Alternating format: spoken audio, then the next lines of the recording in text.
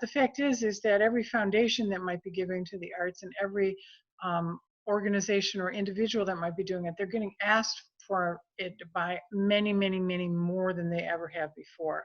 It requires government direct sector funding like other direct sectors are receiving at this point, in order for the majority of us to make it through. You're going to see a lot of organizations that aren't going to be able to make it.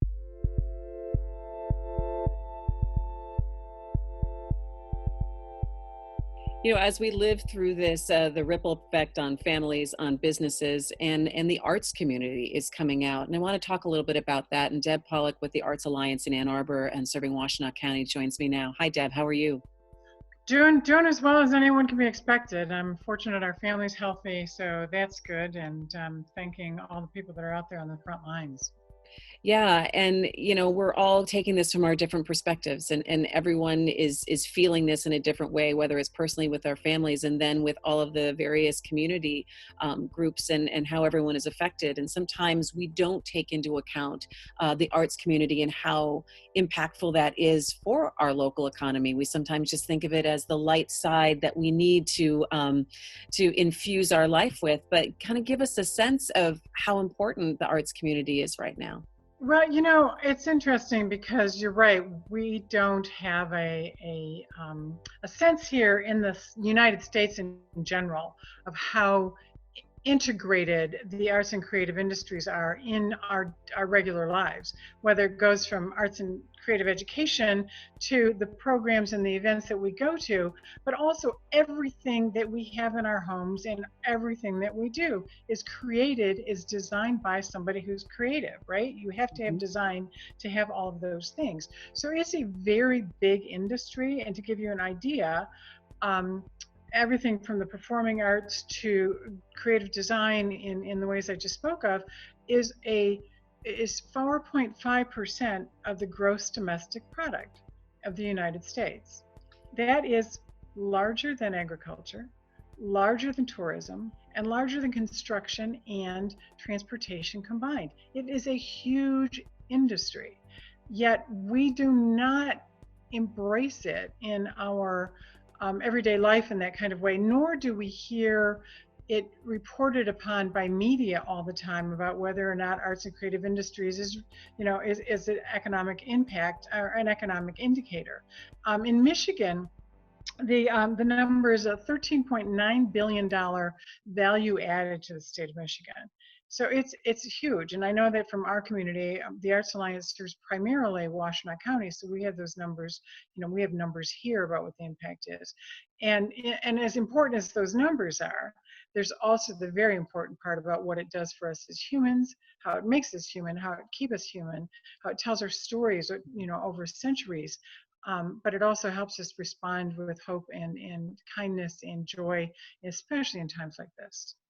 Take me back in the last 2 weeks or so, the phone calls that you started to have with members of the arts community talking about some of the concerns, and what have the conversations been?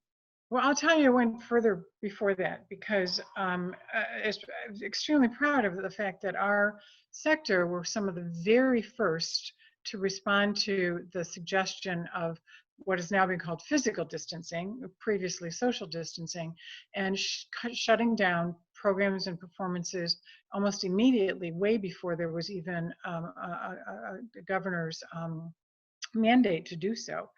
And with doing that, thinking of the safety of our citizens and our communities, it meant that they were locking themselves out of, they were not only locking out the audiences, but they were locking themselves out of revenue and income.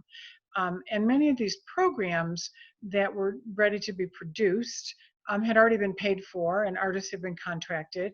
And those, not only did the organizations lose their revenues from that, but the artists and the creatives lost their income from it.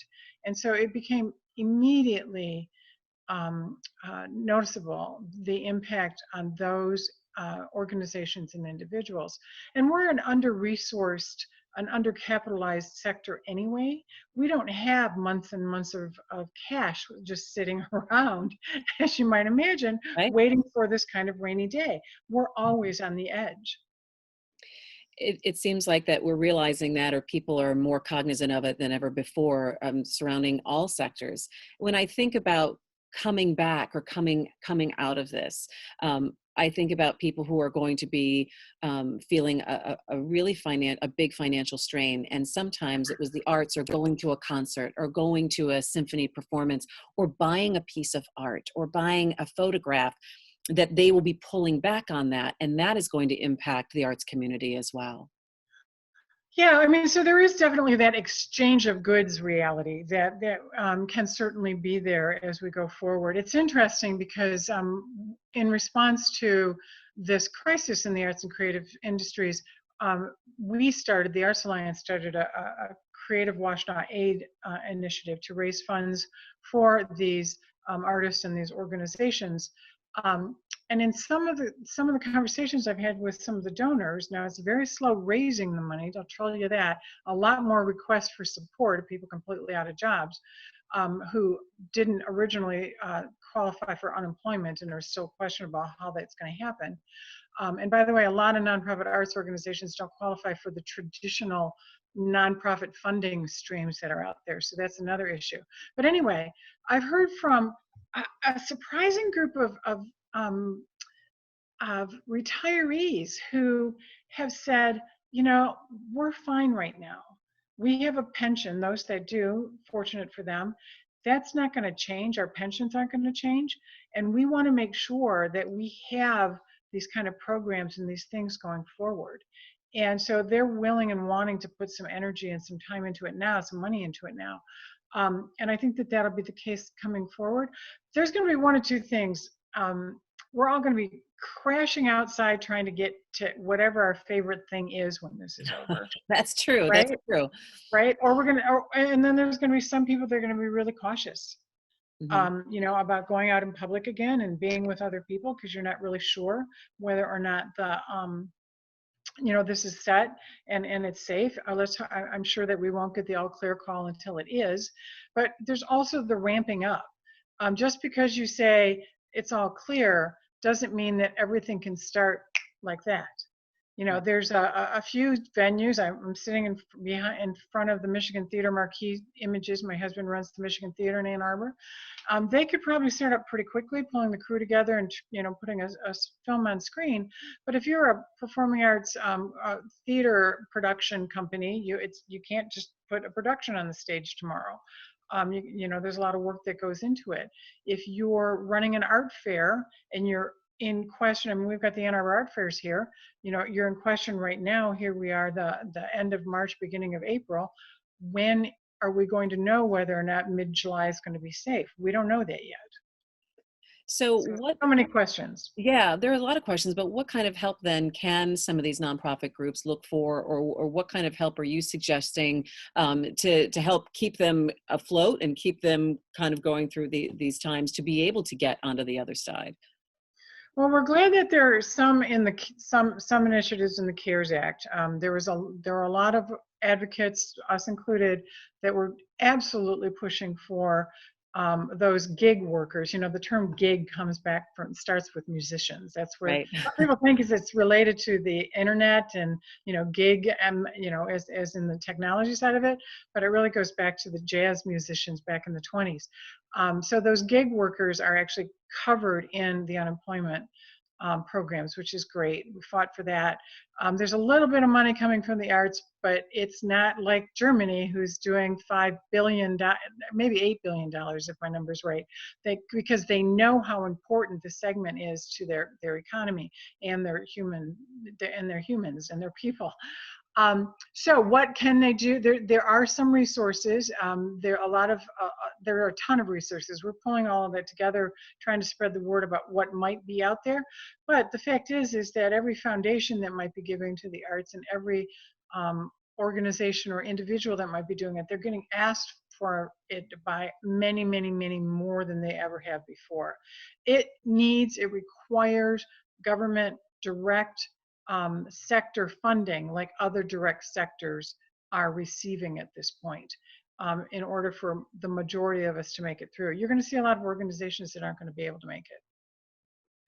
Talk to me a little bit about the personal side of the healing nature, I think, of the arts, whether it is music, whether it is seeing the story of a cellist playing on her porch in Royal Oak and people standing on the street, um, playing your favorite song, taking a moment to look at your favorite pictures or your favorite artist online.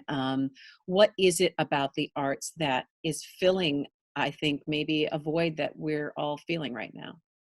Well, I think two things. One, I'm always in awe of the fact that no matter how difficult it is, and no matter what human conditions we find ourselves in, art always bubbles out. People have to, artists and creatives have to create. And those of us that think that we're not artists and creatives, I've heard so many people talking about how, I'm sitting down for the first time with, with crayons with my kids and or whatever markers, and I'm enjoying this. I had forgotten I hadn't tapped into that part of me in a long time. That's all, it's all in us. We all have that. And then the part about healing and what it does, it's because it's all in us. Music speaks to us in ways that very few other things do. It makes us feel in a way that even when you're steeling yourself to trying to be as protective as you can, music can break through that and actually help you get to what it is that you are trying to manage through.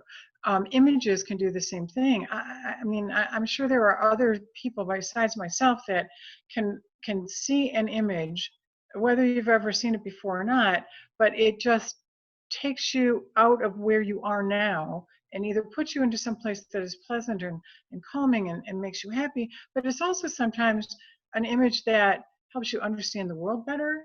It puts you in a spot that you hadn't thought about something before, and then all of a sudden there's this, oh, okay, I get it. So the arts speak to us in a universal language. We don't have to have, whether we're Spanish or English or Dutch or whatever. Art speaks to us in ways that are innately human. And that's the beauty of it. So tell me, what is going to be on your plate now, Deb, for the next couple of weeks or so, and what will you be kind of working on? So I'm in the position with the Arts Alliance of trying to do as much as we can for this sector, for the 200 plus nonprofit cultural organizations in Washtenaw County and the spillover to the rest of the region and all of those artists and creatives. So we are again trying to get as much information out for them so that they can continue to do what they need to do and be here around when it's done, to raise funds to help them. I mean, $250 can make the difference between somebody being able to feed their family in a week and take care of the most necessary things or not. And that's what we're trying to do, is to make sure that those resources are there. You've heard a lot of good GoFundMe things about individual businesses and stuff like that, and those are great and we applaud those. But these individuals, and there are hundreds of them that all collect underneath the umbrella we call Creative Washtenaw, they are people that are so at risk at this point. They're one moment away from being in a. I have an email from somebody who says, I'm going to be homeless. I can't pay my rent, and I don't have a landlord who's paying attention to that. And he's threatening. I mean, I know that there's supposed to be orders that that's not going to happen, but when you're living underneath that stress, $250, $500 can make a huge difference to somebody. So So you're, that's the work we're involved in. so you're talking about that kind of donations. Where can we get more information? How can people help out and at least know a little bit more? Yeah, so Creative Washtenaw Aid is available. You can get to that on our website, which is simple,3arts.org, a3arts.org. And it's right there on the front page up at the top, and donations can be made. And then people that are in Washtenaw County that are artists and creatives can apply for aid through that same site. So we're collecting both of those and really trying to do our best to aggregate funds to then redistribute. And then we also are trying to work with our people to knock on those doors or call those folks or whatever in Lansing and in Washington and in our city councils and our county governments to say, don't forget this sector, because they add so much to what's here all year round, every year, and they're always here. We just did a study in Washtenaw of our nonprofits, and I said there's about 200 of them. And the average age is 32 years. 32 years old. And what this says to me, and hopefully to you too, is that a lot of times people say, oh, nonprofits, they come and they go and they start and they go. 32 years, that's staying power. That's 32 years on average of 200 organizations that have been serving this community year after year after year. I was just going to say that's significant investment in a community. Absolutely. And we as citizens of these communities, whether it's here in Washtenaw, whether it's Detroit, whether it's southeastern Michigan, whether it's the state, the whole mitten, we have to remember that service year after year after year after year, giving in one direction. We need to be here for them now. Well, it's important work. And Deb, thanks for all the information and linking us up to it and sharing it. What's something that you have used ArtsWise to decompress during this entire process so far, which we're only a few weeks in? Russ and I have our two young grandchildren, 5 and 6 year olds, almost 7. He's going to be celebrating his birthday on the 12th, turning 7. Wow. Indoors with all of us. But they do like to spend their time in front of, with creative things. And so I've gotten into sharing with them some of the stuff I learned when I was young, and to help them sit down and do some of these creative things. So we're making cards and sending things off to friends and family, here and there, and little pictures from these youngsters. And it's and we have now on one of our walls, it's like the art gallery. Mm-hmm. So, working with the little ones has been really helpful to me. Yeah. I started playing the piano again.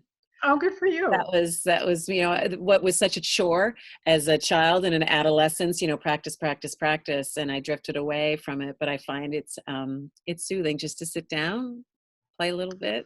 And, there's a longitudinal study that followed people from the ages of 4 or 5 years old until their 30s. And at 5 years old, we all test creative. And by 30, we often don't. And I don't think it's because we're no longer creative. I think it's because we tap out of it. And, for whatever reason, school or a teacher says, you're not, that picture really doesn't look like a tree. And you kind of get embarrassed and you stop doing it, or you sing off key someplace. The joy that you're experiencing back there with the piano, after all these years, is something so special. We have to remember the joy that it is to express ourselves creatively, regardless of whether or not our work is ever going to be in anything other than Baka, that's grammar in Croatian, Baka's museum. Yeah. It's important to do that because it creates a wholeness. Yeah, that it's good enough, and it is for your soul. Deb Polich. It's expressing yourself creatively. Thank you so much for joining me. I appreciate it. You be well, and we'll keep checking in with you and see how everything is going. You can find more at onedetroitpbs.org or subscribe to our social media channels and sign up for our One Detroit newsletter.